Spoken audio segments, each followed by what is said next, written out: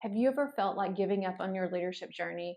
I know I have. Today, I want to give you a few practical tips to help you shift your thinking. Maybe you want to stop being a leader, stop working towards your goal, or stop giving your blood, sweat, and tears investing in others who don't seem to notice. There are so many times I feel like an epic failure as a leader. I internally question if I have what it takes to inspire others and make a difference. This is when I have to stop and tell myself to not give up, and this is when you need to stop and tell yourself to not give up. I am currently reading a book that had a statement that made me stop in my tracks. It said, if you argue for your limitations, you will get to keep them.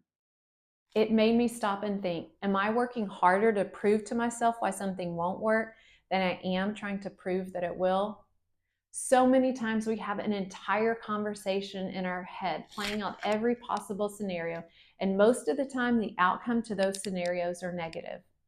Those scenarios support our reasons for why it won't work. Many times we stop moving forward on what we are trying to accomplish. If we do stop, there is a 100% chance that we will fail. So what if that worst case scenario in your head plays out? Would it really be the end of your journey? Could you live with your worst case scenario?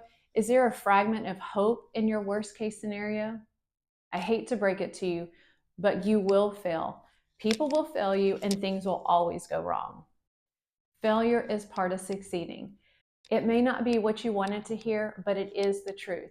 The good news is you get to decide, are you going to stop or are you going to continue moving forward? One of the most important things you can do to become a great leader is to not stop. My challenge to you this week is to reframe your negative thoughts. View failures as seeds of success and don't stop now. Thank you for joining Great to Lead. If you want more practical tips on leadership, hit the subscribe button. Until next week, strive to be a leader who inspires and leads with greatness.